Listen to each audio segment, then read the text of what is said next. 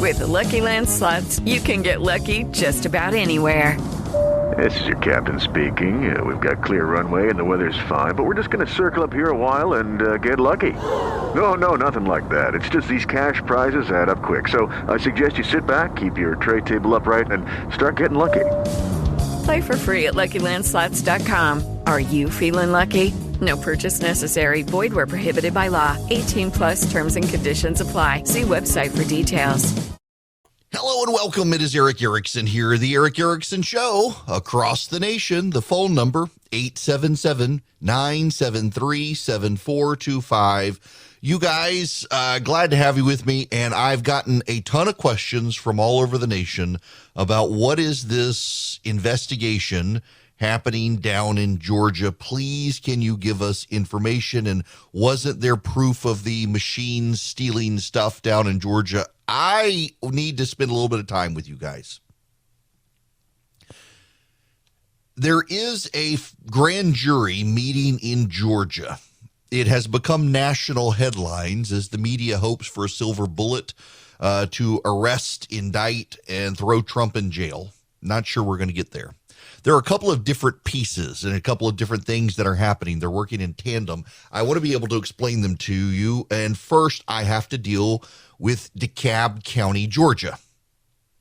In DeKalb County, Georgia, there is supposed proof of election machines stealing an election. That's not actually what happened. This all ties together. Follow along with me. It's all become a national story. The conspiracy theorists are fixated on this stolen election in DeKalb County. Here's what happened in DeKalb County. That is the county, for those of you outside the Atlanta area, that is immediately to the east of Fulton County, Atlanta. It is the county seat is Decatur, Georgia. It is a far left progressive county. In DeKalb County, a number of people were running for a race. There were 4 people in the race. It was in only part of the county. Because of redistricting, a couple of the precincts that should have been in that district were not in, and a couple that should not have been were in. So that was one part of the screw up of this race. But where a lot of people are focusing is a woman who wound up winning the race actually looked like she had lost because she got no votes, including in her own precinct, even though she voted for herself. What happened? Well, what happened was a massive screw up at the precinct level. So there were 4 people in the race. The third person in the race on the ballot, number 3 on the ballot position, dropped out. So that left 3 people in the race. Well, a number of the precincts did not update their ballots. So the number 4 person was still in the number 4 slot, but there were now only 3 people in the race. That third person should have been deleted. So when the machines were actually counting the ballots, when the actual machines were counting the ballots, they were looking for 3 people in the race. So if you were in the number 4 slot, they didn't count your votes. The machines that count the votes had been updated. The display machines in which you count when you cast your vote were not. That was it. That's all that happened. It was contained to this particular race, in this particular district, in this particular county. Now, what you've got to understand, and this is where people just put a period at the end of the sentence and say, aha, proof.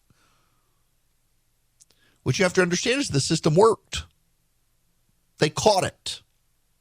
They knew there was a problem. One, the candidate who voted for herself in her own precinct saw that her precinct generated 0 votes for her. They knew there was a problem.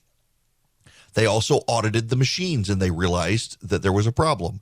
All the procedures in place worked to catch the problem. This was not a matter of voter fraud. This was a technical error on machines because they didn't update them in the precincts before Election Day. They caught the error, and they had to redo the race as a result. So the system actually worked. The system actually found there was an error. The system actually figured out how the error was caused. The system corrected the error, and they held a new vote. If it was actual fraud, if it was actual error, it would have gone on. The woman would have lost. Instead, she won the race. This is only a matter for the conspiracy theorists. Do they say that this is proof of something happening? Yes, there was a problem. But the issue is, did the system catch the problem? Then the system caught the problem. And they redid the race. And they have refined the book now. They make sure that everybody updates those machines on election morning. And that was the problem. In a number of precincts, the precinct workers should have updated the machines, and they chose not to. Now, how was it fixed? How did they catch it? Well, they counted by hand. Remember, the ballots display the votes.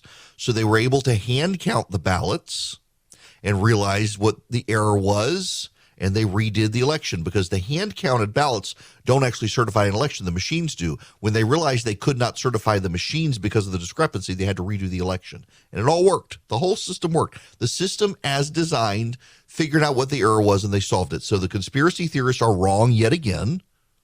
They are a bunch of liars, and they are lying to you because they want you to be convinced Donald Trump had the race in Georgia stolen from him, when even today, Peter Navarro, the president's economics chief, is admitting Donald Trump lost. It wasn't stolen from him. Everybody's moving on except the bitter clingers. Now, that is a separate issue. A lot of people are tying these things together. It's actually a separate thing from the grand jury. Fani Willis is the district attorney for Fulton County, Georgia, and into her lap fell the inquiry into Donald Trump. Now, there are two separate things happening you need to understand. There are two separate investigations, all being looked at by a special grand jury impaneled to investigate the 2020 election outcome. A special grand jury cannot indict. A special grand jury can make a recommendation for an impaneled grand jury, the regular grand jury, to come in and do an indictment. Fani Willis is a Democrat. She's actually a reformer. She is far better as a DA than the prior DA. The prior DA she ran against, she had worked in his office. That DA was very corrupt. He was out prosecuting police officers, trying to make police officers the bad guys during the riots after George Floyd, when really the police were doing their job. He got thrown out of office for corruption and other things. She came in and she's given this. Well, she's also a partisan Democrat. One of the issues is on Donald Trump, and did Donald Trump try to exert undue pressure on elected officials to overturn the election? The key here are his conversations with Brian Kemp and Brad Raffensperger, the Secretary of State. It appears Donald Trump did pressure Brad Raffensperger to find new votes, to attempt to find new votes. Raffensperger did not. I'm not exactly sure what the crime is here, but you know the way the media works these days is Trump bad, investigation good, go to jail. The actual law doesn't really matter so much as investigating Donald Trump. In all honesty, you've got a lot of Democratic lawyers pulling arguments out of their backside to say, yes, Donald Trump should go to jail for doing this. I don't know that he broke the law. Did he bribe Brad Raffensperger? He certainly threatened Brad Raffensperger. He threatened Raffensperger. That could be criminal liability because he threatened the Secretary of State to punish him if he did not overthrow the election. That could be. He also went after Brian Kemp. Brian Kemp, the governor of Georgia, is having to testify before the grand jury. He's not given a choice. You can't avoid these sorts of things. When the grand jury subpoenas you, you have to go. Even Lindsey Graham from South Carolina couldn't get out of his subpoena. He's got to be interviewed about the conversations. And the question in the one track is, did Donald Trump attempt to threaten elected officials to overturn election results? Did he threaten them to do this? That could be perceived as a crime for which there would be a trial. The media is really excited about this. So the DA in Georgia, in Fulton County, is investigating this and has been interviewing people who Donald Trump talked to see if he was making general inquiries, or was Donald Trump plotting to overthrow the election? Was Donald Trump bringing legitimate pressure to elected officials so that they might do his bidding for him? Was he engaged in a conspiracy or attempted conspiracy to overthrow the election? There is another issue, though, that they're looking at. A number of Republicans in fact, Republican slate of electors. For the Electoral College, the Democrats and Republicans both put forward a slate, even the Green Party, the Libertarians, they put forward a slate of people.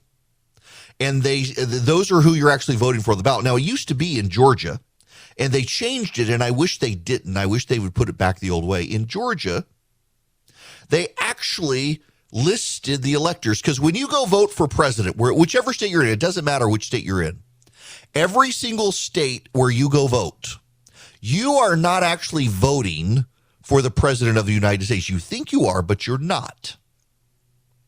You are voting for a list of people to go to the Electoral College. Those are the people who vote for president. You're voting for a list of people. Nowadays, in most states, you have, for example, in that case, it would be Donald Trump and Mike Pence as incumbent, Joe Biden and Kamala Harris as challenger, and you vote, do you want Trump Pence or do you want Biden Harris? And you think you're voting for president. What happens is, those of you who, the majority in Georgia, it was Biden Harris. The Secretary of State certifies that these candidates' names got the most votes, and so we're going to take the slate of electors from their party that they certified are their electors and summon them to the state capitol, and those people actually cast a vote for President of the United States. Well, what happened is David Schaefer, the chairman of the Republican Party in Georgia, and a number of other people, including a state senator named Burt Jones, who is now the Republican lieutenant gubernatorial nominee in Georgia. They showed up at the Capitol for a closed-door meeting, urged on by some lawyers for the president, claiming that they were going to say they were the actual electors. And if they could get the state or someone in Washington to cast doubt on the slate of Democratic electors, they would stand in place and say, we're the legitimate electors. Now, they weren't, because Joe Biden lawfully won the state of Georgia, whether you think so or not. So they were essentially trying to say they were the real electors, and Congress should have counted their votes for Donald Trump, not the Democrats' votes for Joe Biden. Fannie Willis, the district attorney who is investigating this as well, is holding a fundraiser for Burt Jones's Democratic opponent for lieutenant governor. This is a big no-no. This is a big party foul, and the judge has smacked her for doing so. The judge in the case in Fulton County has said you can't hold a fundraiser for the political opponent of a man you are investigating. She herself, the dummy that she is in this regard, has discredited her own investigation by showing she's a partisan, by showing she's willing to raise money for someone who is running against someone she's wanting to prosecute. It's stupid. It was a stupid, amateurish decision. And the judge has now taken away her investigation of Burt Jones. Now, the judge is still allowing her to investigate the other supposed fake electors. I got to be honest with you. I don't know what the crime is. I mean, I'm totally fine if the feds want to throw in jail the chairman of the Republican Party in Georgia. I would be totally fine if you buried that guy under the jail. The GOP might actually get competent again and might not actually start winning races instead of squandering their leads. I mean, the GOP was winning everything until David Schaefer became the chairman of the party, and then they started losing everything, including the presidency. And he's been so much more focused on primarying incumbent Republicans than actually fixing the party. I'd be totally fine if they found some way to throw the guy in jail just to keep him out of the picture so the GOP can work. But I don't actually think he committed a crime. I don't think any of these people committed crimes. They showed up, they presented themselves as alternate electors if something went awry. What's the charge exactly? And this is the thing. This is the problem. The press is so broken here. They get Democratic lawyers say, oh, yes, they created a crime. They caused a crime. Congress, you're supposed to transmit the names to Congress. They didn't go to Congress. Congress didn't count their names. I'm not sure how you can claim there was a crime here by these people. You want it to be a crime if you're a Democrat, just like you want Donald Trump to be found guilty of interfering with the election in Georgia. You want to, but your wishes and dreams are not laws and crimes. This has become a waste of taxpayer funds and a political movement. Fannie Willis, the DA, bringing in Brian Kemp. If the grand jury testimony leaks about him, of course, it's going to be used to try to draw a rift between him and David Perdue voters again. This whole thing reeks of politics and political ambition. And it started off as a general inquiry, and now it's just become this partisan vendetta by the Democrats and the media. The media is pushing this as hard as the Democrats, and it's really freaking hard to figure out what the truth of the matter is when they're all like, oh, of course they're guilty. They supported Trump. They're guilty. Of what crime? False electors. False electors. Did Congress count them? No. Did the National Archives take them seriously? No. What exactly is the crime? Trump! That's not a crime. That's a political preference you disagree with. There's really not a crime here. The bigger issue is on the pressure Trump brought to bear on elected officials. And even that I'm skeptical of. And I don't think you can get a fair trial either. In Fulton County, if you're Donald Trump, it went 70% for Joe Biden. I think what this really is media wishful thinking, and you may have a bunch of Democrats on a special grand jury say, yes, go after the SOBs, but then they're just as partisan as everybody else. So it's probably time for them to move on, just as it is time for the people who thought the election was stolen to move on. It's time for everybody to stop wasting taxpayer dollars, grow up, and move on. Hello and welcome. It is Eric Erickson here. The phone number is 877-973-7425. Oh, you know, there's a story. I'm going to get to it later. People wondering why on earth, how is it that these Republicans they won't talk to reporters anymore? What's going on here? It's what's happening with Trump and the electors in Georgia is indicative of the issue. It is the situation that these people are broken partisans. We're not actually getting, truthfully, any sort of real news out of this. It's wishful thinking by the media. There's a lot of speculation by the media. The grand juries are meeting behind closed doors. They don't leak. They're not leaking. They're grand juries. But there's a lot of speculation from the press. I just have a hard time seeing how you mount a legitimate investigation. And by the way, if Fulton County wants to prosecute Donald Trump, they're going to go bankrupt. You really think the state is going to fund them additional money to cover the costs of a massively expensive investigation and actual prosecution of Donald Trump? The finances there would break the county, and you're not going to get more money from the state of Georgia for it.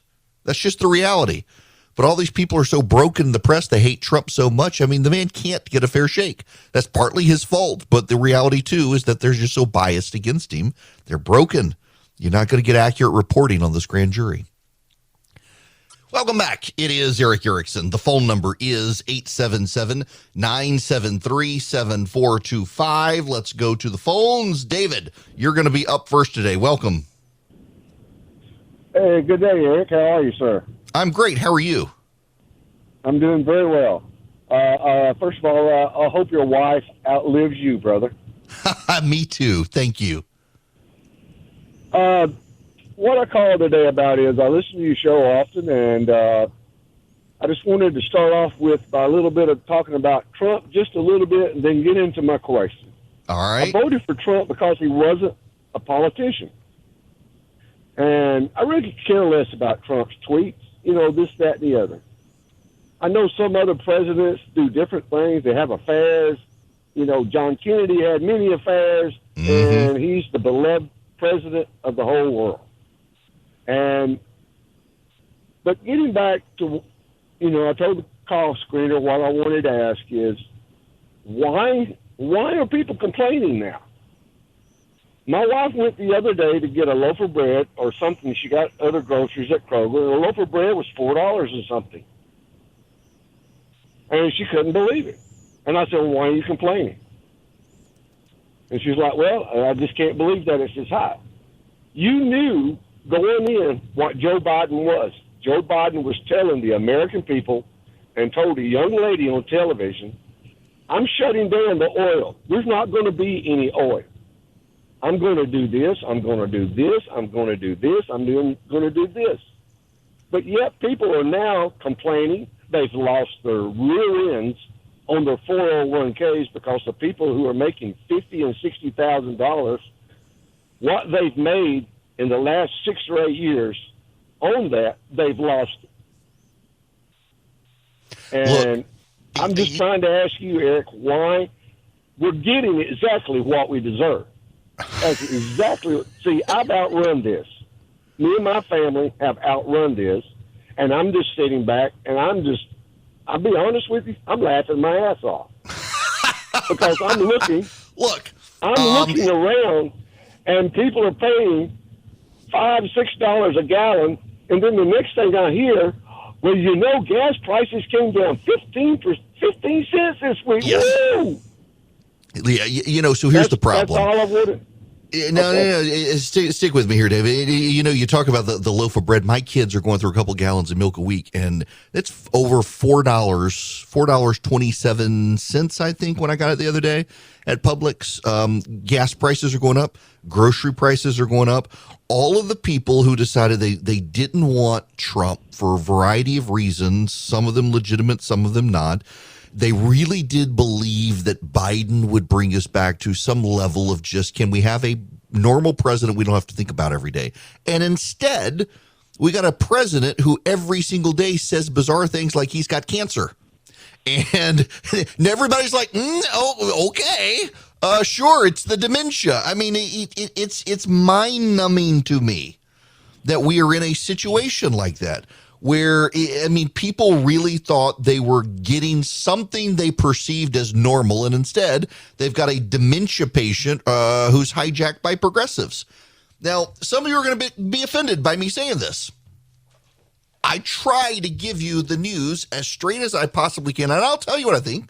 I'm a conservative. I got strong-held opinions, but I don't want to think for you. I want to give you the information, but I am telling you, millions of Americans voted for Joe Biden because they had a sense of, we'll go back to normal. They're not really sure what normal was, other than not a lot of drama, not a lot of tweets, and they don't have to think about the president every day. They can just go about their lives and not worry about, we're going to get into some sort of nuclear war with Iran.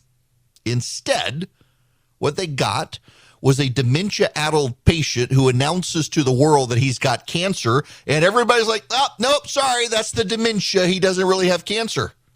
And he's hijacked by progressives in his administration who have decided to use Weekend at Bernie's or Weekend at Joe's to steer the nation down this absolutely bad crap crazy path, where all of your children, if you've got a girl, get ready for the penile attachment. If you got a boy, get ready for the cavity they build into. Well, it's just absolutely insanity on the left that they think this stuff, that they want this stuff. There's a story the other day. Dave Weigel has returned to the Washington Post after being silenced for a couple of weeks for the audacity of sharing a bad joke on Twitter.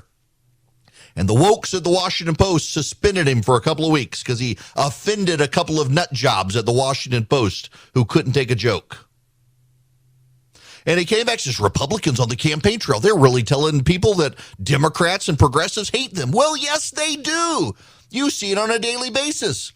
There is a major story in the media today that the University of Michigan invited a woman to speak on campus who is a highly regarded doctor, but she is pro-life. And the University of Michigan has taken down the video record of the speech because it has inflamed the sensibilities of pro-abortion activists among their student body. And a number of people are attacking the school, saying that no pro-life person should be allowed in medicine. These people really do hate us. And you got people at the Washington Post like, oh, Republicans pretend they hate you. No, they really do hate us. They drip with contempt for us. We'll get into it later, but there's a story out, the New York Magazine. Why are Republicans not talking to reporters anymore? Republicans say that it's because reporters are just partisan hacks for the Democrats. But another theory is that Republicans are just dumb people. We can't learn anything. And that's basically what the reporter writes. He's not a reporter. He's a propagandist. It took 24 hours. And the New York Times is out with their business reporter saying, actually, we've never really officially used the 2 quarters negative GDP definition for recession, and it's been revised, and Joe Biden is really right, and it doesn't really look like we're in a recession right now, and so we should have Joe Biden's back. Really? For decades, the media has used the definition of 2 quarters negative GDP equals a recession. That's the official definition for most countries on earth, including the United Kingdom. It was never formally adopted by the United States, but it's been embraced by everyone. And now because Joe Biden doesn't want to claim we're in a recession, everyone's like, all right, I guess we're not in a recession. Never mind this long-standing definition. Americans thought with Joe Biden that they would go back to a country where you did not have to think about the president every day. And believe it or not, except for those of us who are deeply partisan and in politics, whether it was Obama or Bush or Clinton or Bush or Reagan, you really did not have to think about the president every day. Now, some of you right there, you're reaching for the keyboard to, no, we had to think about the president every day when it was Barack Obama. Yes, because you're a deeply partisan person who cares way more about Washington, D.C. than the problems in your own backyard. Most people don't. Most people actually couldn't care less about Washington, D.C. The reality is, if you are a deeply partisan person who looks forward to going to vote the SOBs out, if you look forward to going to political realities, if you put yard signs in your yard for political candidates, you are not normal. I don't mean it pejoratively. I'm with you. We are the exception. The majority of your fellow Americans and my fellow Americans do not care about this stuff. They don't. They care about their kids' Little League practice. They care about their kids' drama schedule. They care about all sorts of other stuff. They don't care about Washington. They don't care about politics. They don't care about the president. But under Trump, they had to because they were afraid he was going to start World War III with a tweet. And so they thought, Joe Biden, I may not like him, but man, I'm not going to have to worry about it. We're going to go back to no drama Obama sort of stuff. And now every time they go to the pump, they don't know what the gas price is going to be. The Democrats are like, gas has come down 50 cents, ladies and gentlemen. Give us credit. After a year of saying they're not to blame for gas prices, they have no effect on it. They're like, give us credit or else, you bigot. Gas was never above $3 a gallon when Donald Trump was president. They're looking at the sticker on the gas pump with Joe Biden pointing, I did that. Oh, they know he did that. I mean, they've literally gone back from let's go Brandon back to F Joe Biden. That's how mad the public is.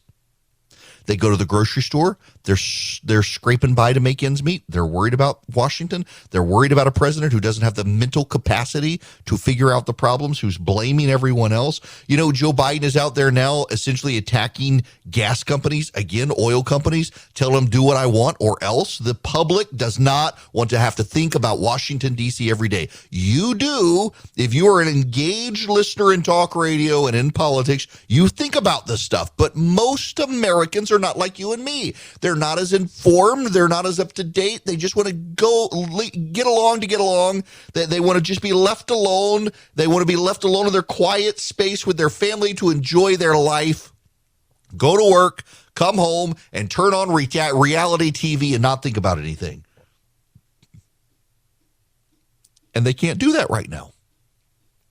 Because when they come home, they're having to balance their checkbook in ways they haven't done before to see how much money they're going to have tomorrow to buy gas. So they're blaming Washington, and in blaming Washington, they're blaming Joe Biden. And you've got to understand that fundamentally, and this is part of the problem with Donald Trump running again, is he makes it all about himself. And the public rejected Trump because they were tired of having to think about the presidency every day. And they're rejecting Biden now because every time they sit down at night, they can't escape the impacts of his policies, which makes them think about him. They do not want to know the president. You know, there was a time in the public, in public opinion surveys, you would ask the public, what do you think about the president? There was like 5% of Americans didn't even know who the hell it was. Everybody knows. You can't escape it now.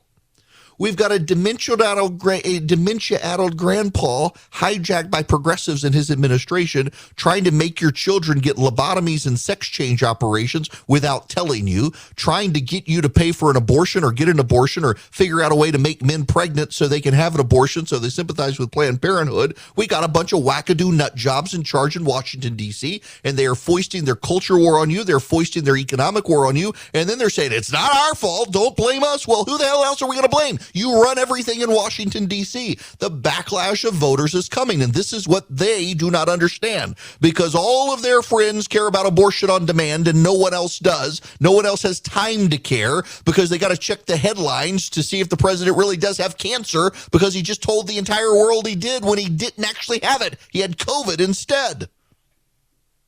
People are unsettled.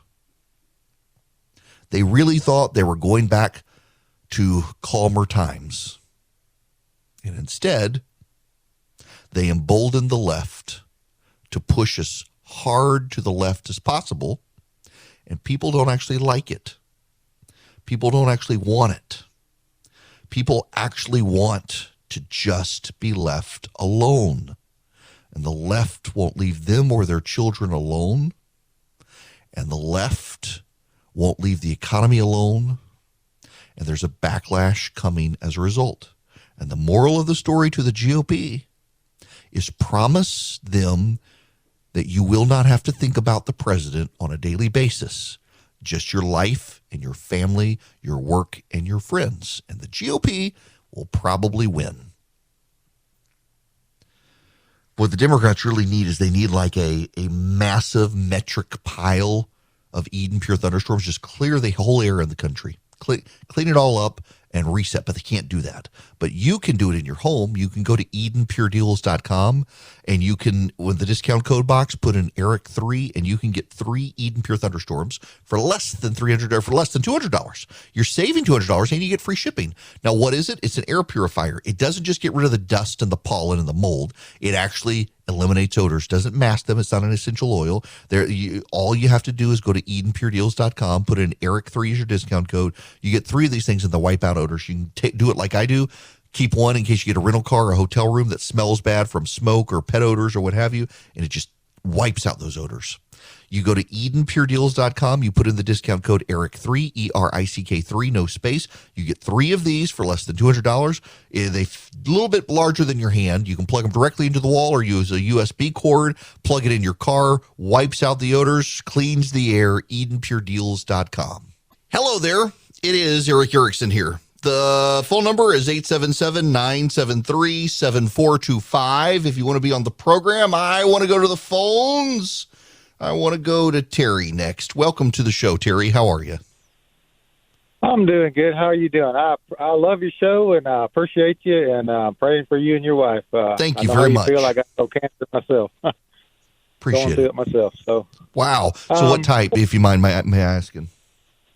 Well, they found the esophageal, and I went through some radiation chemo, and they was going to do some surgery, and then they found a little bit more on my abdominal wall, which they don't know what is. So we're just treating it with chemo now. So I don't know. Well, best of luck to you, man. I appreciate you calling.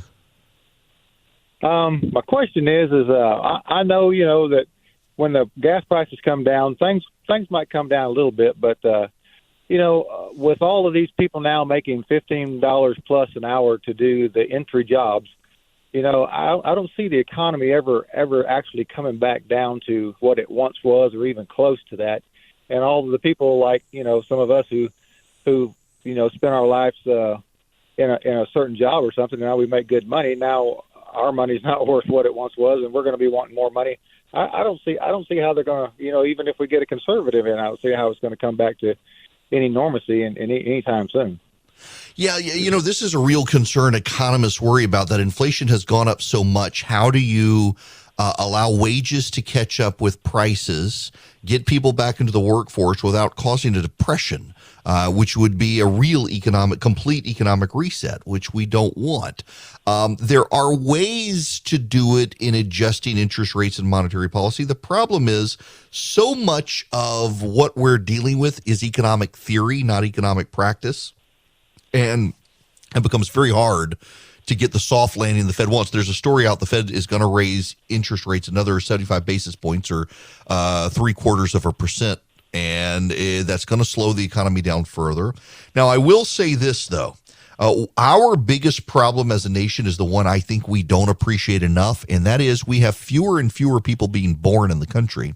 So our workforce is diminishing unless we bring in immigrants. And how do we bring them in and assimilate them into a country to share our values and allow them to become the workforce? There are all sorts of intricate, complicated issues involved in the question you're raising on how do we get this to come back to a thing that you and I would recognize as normal. And some people are saying we can't. Other people are saying we can, we just don't know how to.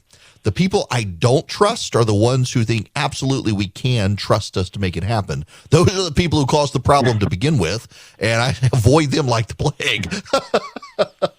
Yeah. But look, I mean, you got a legitimate concern. I was reading an article earlier, and Terry, best of luck to you on your fight with cancer, and thank you for calling. I was reading an article on Peter Thiel, who I'm a little bit skeptical of for a lot of reasons, but he's like, we're not really progressing as a society anymore. The left is talking about progression of rights. The right is talking about progression of the economy, but actually our beings in society, we are not progressing. We are stagnant, and we are progressing at distractions to prevent us from realizing we're not progressing. And the thing I come back to is this quest for energy. With the exception of windmills and solar powers, all of our quest for energy is how to boil water more efficiently. When you think about it, nuclear power, coal power, natural gas, what's it to do? It's to heat water, to generate steam, to spin turbines. Same with hydraulic power. Where are our other sources of generation power other than more efficient ways to boil water? And you start tackling those issues, and maybe we as a society take the next technological leap. Part of me suspects we're on the verge of the next technological leap, and so it just seems like we're stagnant right now as we're waiting for that next scientific discovery that pushes us into the next stage of humanity. We'll see. Lucky Land Casino, asking people, what's the weirdest place you've gotten lucky? Lucky? In line at the deli, I guess? Aha, in my dentist's office. More than once, actually. Do I have to say? Yes, you do. In the car before my kids' PTA meeting. Really? Yes. Excuse me, what's the weirdest place you've gotten lucky? I never win and tell. Well, there you have it. You can get lucky anywhere, playing at LuckyLandSlots.com. Play for free right now. Are you feeling lucky? No purchase necessary. Void where prohibited by law. 18+. Terms and conditions apply. See website for details.